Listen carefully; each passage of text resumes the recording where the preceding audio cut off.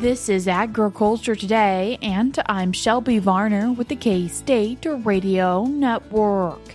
Today's show begins with Jenny Ifft, Brad Lubben, and Mark Edelman as they shared their opinions on many economic topics on a recent Thumbs Up, Thumbs Down on the Economy podcast episode.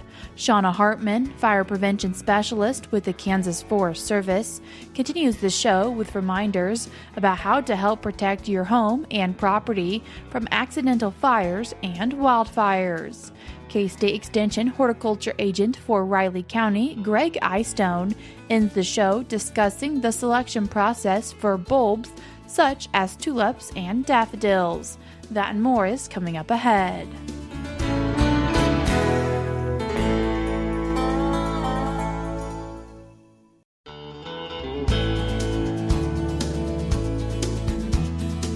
You're tuned in to Agriculture Today, and we start our show with part of a podcast from the Flinchbaugh Center titled Thumbs Up, Thumbs Down on the Economy.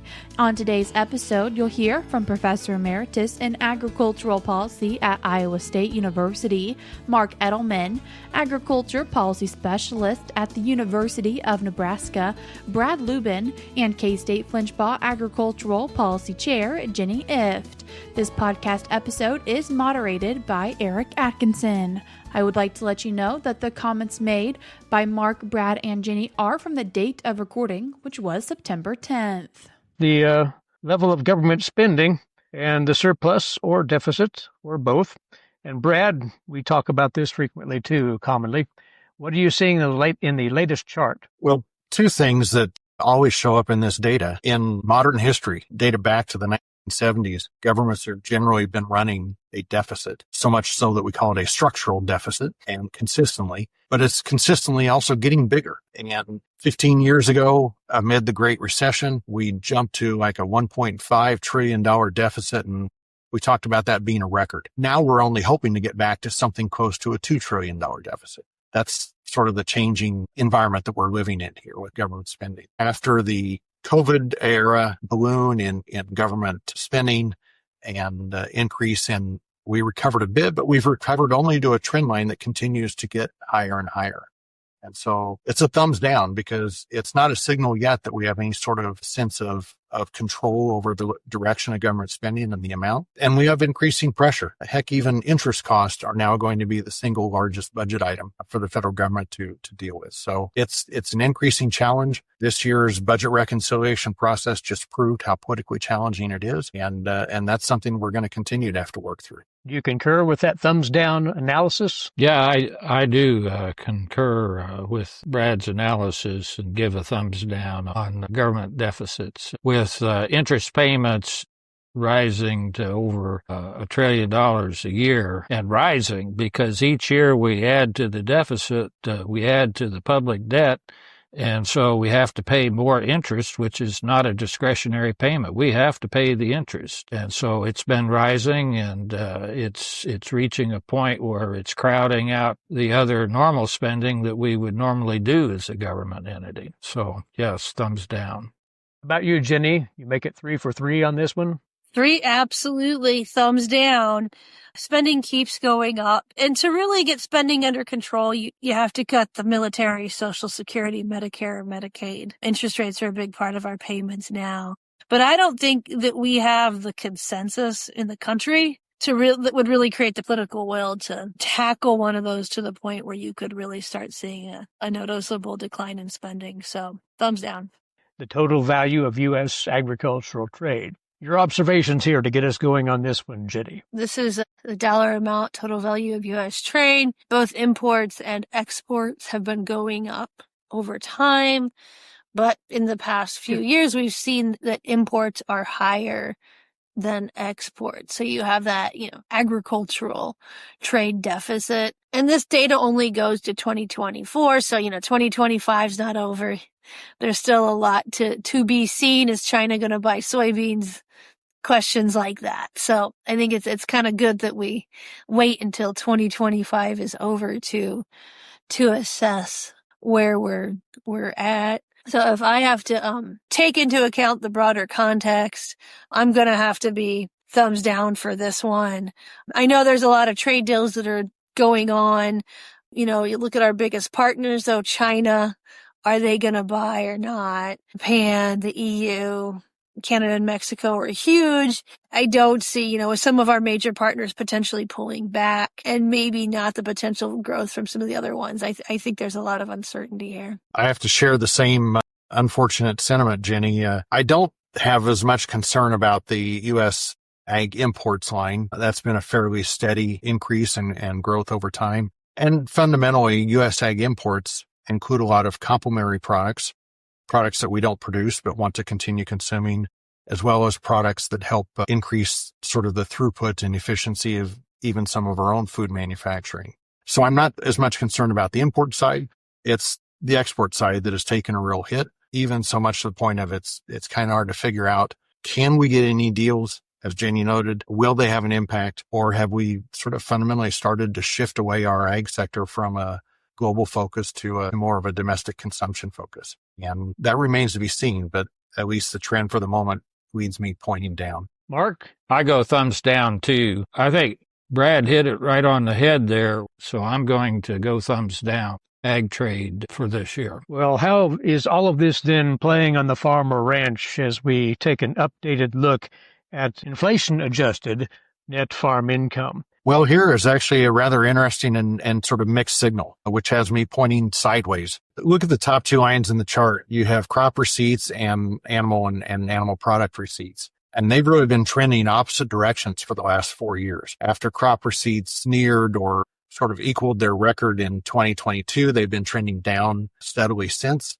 And that's pulling down farm income prospects and cash flow and farm financial position, along with livestock receipts have been relatively strong, close to record levels, and sort of sustaining that. Fundamentally, that's cattle going to the moon, so to speak, and other sectors sort of enjoying various levels of stability or recovery. Eggs had a year up and then a year down and so on and so forth. But it really is a tale of a farm and a ranch, so to speak. But net cash farm income is actually relatively strong. It's close to record levels in real terms, and that's built on the strength of those livestock returns relative to crops. It's also built on government payments and a substantial bump up in government payments here in 2025 due to emergency assistance passed in 2024. So one-time government payments coupled with some record prices in the cattle market, which seemingly can't last forever. Those are the two things it takes to sustain farm income for the moment, which leaves me thinking sideways on the future.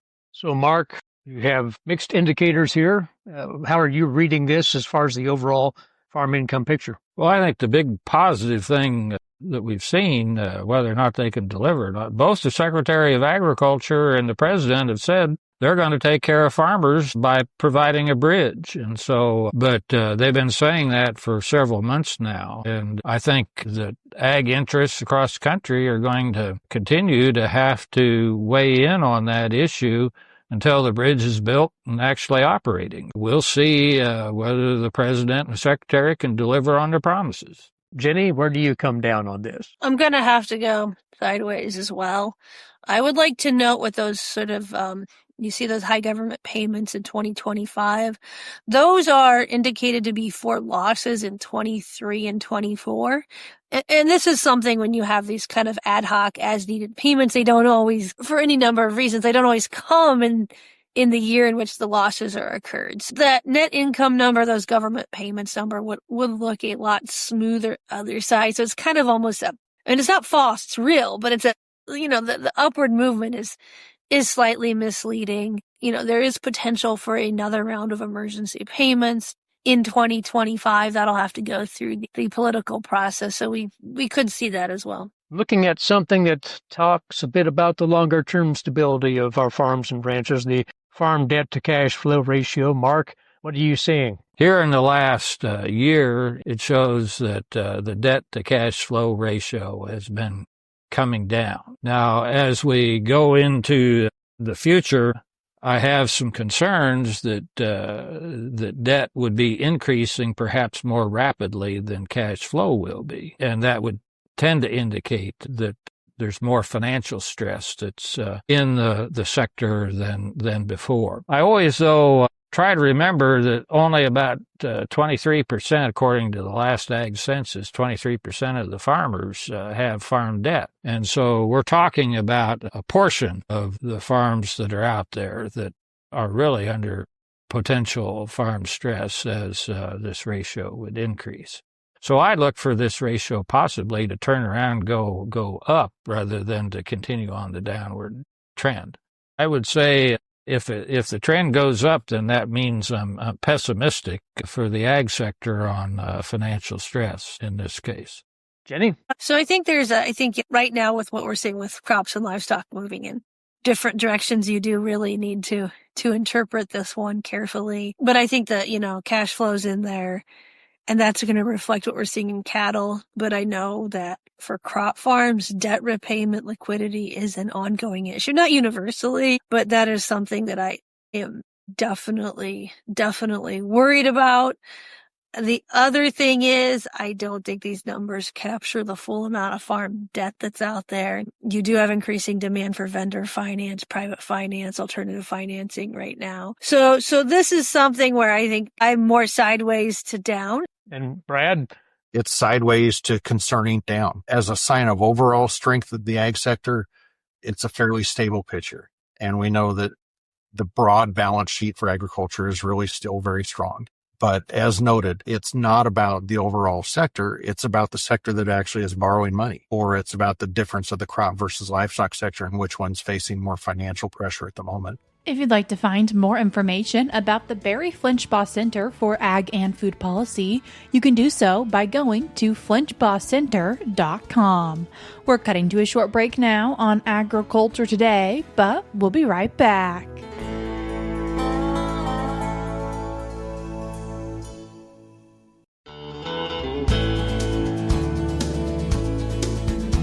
You're tuned back into Agriculture Today, and we continue Thursday's show with Shawna Hartman, Fire Prevention Specialist with the Kansas Forest Service, as she discusses both Fire Prevention Week and Fire Prevention Month coming up next month in October. She also discusses ways that you can keep your home safe from fire. Shawna, thank you for taking the time to join us today. Thank you so much for having me. And Shawna, as corn harvest is here, what are some tips that farmers should keep in mind to stay safe? Yeah, this is the time of year. We see it during wheat harvest. We see it during corn harvest too.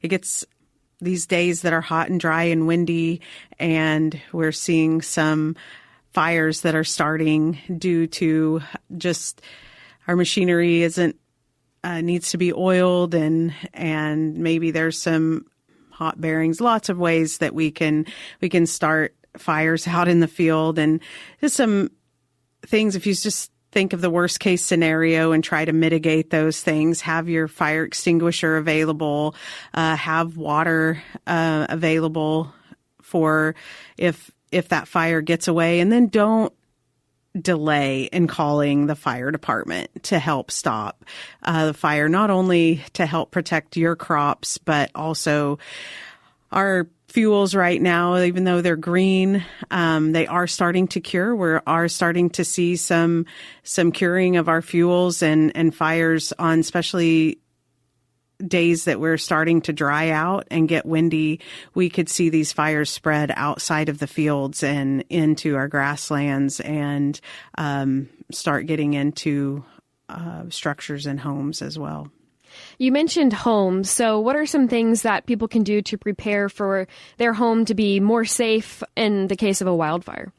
Yeah, a lot of people in Kansas, we hear it a lot that it's not going to happen to me here in Kansas. We don't live in California. We don't live in Colorado, but our fuels are very similar to what we see in Southern California. And we saw what happened near LA last year, and that destruction. And we won't have that at that scale that they have. We just don't have that density of homes, but even one home is devastating. And so just to think of those kind of things can happen here in Kansas as well. We have, if you live anywhere where there's fuel that is around, and fuel, when we talk about fuel, really we're talking about vegetation, grass, shrubs, trees, anything like that. Now, if you live in a community, sometimes people think, well, it doesn't apply to me because I don't live in a community, or I live in a community, and where in a community, your neighbor's home becomes the fuel to ignite your home. And so we want to protect especially the outskirts of our communities and what we call the wildland fire or wildland urban interface. And we hear that term a lot. And again, people think of Colorado and the western states, California, but we have WUI or wildland urban interface right here in Kansas. And so if those homes right on the edge of that wildland and urban mix interface there, if they are impacted by fire, then their home then becomes fuel for the rest of their neighborhood and community. So some ways that we can mitigate those incidents is to reduce the amount of fuel around our home or reduce the amount of vegetation. And we talk about home ignition zones, and there's 3. We break them into 3 different home ignition zones. And the first home ignition zone is from 0 to 5 feet. And that is really, if you just step outside of your home and you look around for things that are ignitable. If a small ember were to land in your eaves of your house or in your gutters or in your flower bed, do you have vegetation or mulch or leaves that are accumulating that could start a fire, that little ember could start a fire? It's something that we don't think about also is usually homes burn down by an ember shower versus the flame front of a fire. And so when we think about just a small ember landing near our home, those things, even our furniture on our deck furniture, or underneath our deck where people like to store their firewood, or leaves accumulate in those places, we want to clean those out and make sure, even in the fall, we have a fall fire season in Kansas, so we definitely want to prepare now for our fall fire season. Then, of course, it will, in the spring is when we have our big fire season as well. So that's our 0 to 5 feet home ignition zone. And then we've got from 5 to 30 feet. And that's where a lot of times your trees are there, and just limbing up your trees, making sure your lawn is well watered and mowed, green, where again, those embers wouldn't carry all the way to your structures or to your home. The next ignition zone is 30 out to 100 feet. And if you live in a neighborhood, you're going to think, well, my neighbor's within that range. And that's when you really want to talk to your neighbors and get more of a neighborhood approach. Talk about fire adapted communities and how the whole community can come together and reduce that risk, because especially within 30 feet, you look at your neighbor's home, and again, their home could become fuel for your home to burn. And so in that space, if you don't have neighbors that are that close, that space is where, if there's any dead and down fuel, any dead and down trees, making sure that those are cut up and hauled off. Again, at least once or twice a year, making sure your grass is mowed and that thatch is down. This is areas where you could do some prescribed burning too. Again, intentional burning is one of that gets away into wildfires, is one of our main causes for wildfires in Kansas. And it's a tool that we want to use for sure, but it's one of those tools that if it's not used safely, it can definitely cause damage and destruction. And so we want to make sure that we're using that tool of fire responsibly. So just there's a lot of different ways that we can, and tips that we can use to reduce the number of fires that we have in Kansas, and then reduce the risk to our home and property from fires. Shawna, October signifies Fire Prevention Safety Month. Is there anything else that people should keep in mind? Yeah, any time that we can bring awareness to wildfire prevention and mitigation, it's a good thing. The theme for Fire Prevention Week this year is lithium-ion batteries, and I like this one because this is something that we all use. It's lithium-ion batteries are batteries that we use in our watches and our cell phones and our laptops. And it's not something that authorities are telling us we're not going to use. We're not going to take those out of society, but how to use those properly. And that's the same really with fire too.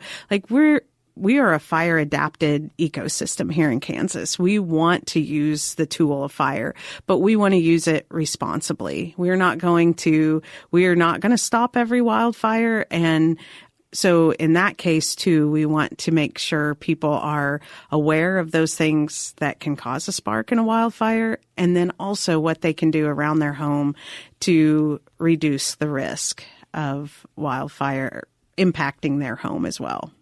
And if people are interested in learning more about some of the things that you've discussed today, is there any resources that they can access? Yeah, there's a lot of resources in a lot of different places really, but on kansasforest.org, our website, Kansas Forest Service website, they're under fire management and then fire prevention. There is great resources. There's some great resources that you can look at. There's the Firewise USA program if you're looking for your neighborhood and your community. There's Fire Adapted Community, as well as when I talked about home ignition zones and those kind of things that you can do just around your home. Then we also have on our website tips if you are thinking about prescribed burning or brush pile burning, some things that you can look at, looking at the weather and just checklists that you can look at before you drop the match. Shawna, thank you for taking the time to join us today. Thank you. Again, that was Fire Prevention Specialist Shawna Hartman with the Kansas Forest Service, as she discussed Fire Prevention Week, which is coming up next month, starting October 5th and ending October 11th. If you're interested in learning more about fire safety or prescribed burning, you can check out kansasforest.org. I will be sure to list the resources that she mentioned in today's show notes on agtoday.net. We are cutting to a short break now, but we'll have more for you up ahead on Agriculture Today.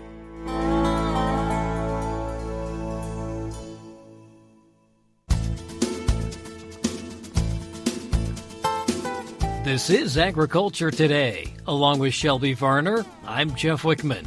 Spring flowering bulbs such as tulips, daffodils, and crocus should be planted in early to late fall to give them enough time to root before winter. K-State Research and Extension Horticulture Agent for Riley County, Gregg Eyestone, says that now is a good time to select and purchase bulbs and conduct a soil test. Gregg, may be a little early to actually be planting spring flowering bulbs, but a good time to really be thinking about what you want to purchase and making those purchases. That's right. Of course, we want to get the best bulbs that we can, and so maybe shopping early if you're going to a retail store would be ideal. Those flowers are in that bulb that you purchase, and so the bigger the bulb, the bigger flower show you're going to get from that. So if that's important to you, you may want to seek out the biggest bulbs. If you're on a more of a budget situation, the smaller ones are okay. They may take a year or two to really develop. They should have flowers no matter what, as long as you get them in the ground and everything goes well as far as nature is concerned. It's just the size and what you're really looking for in your landscape.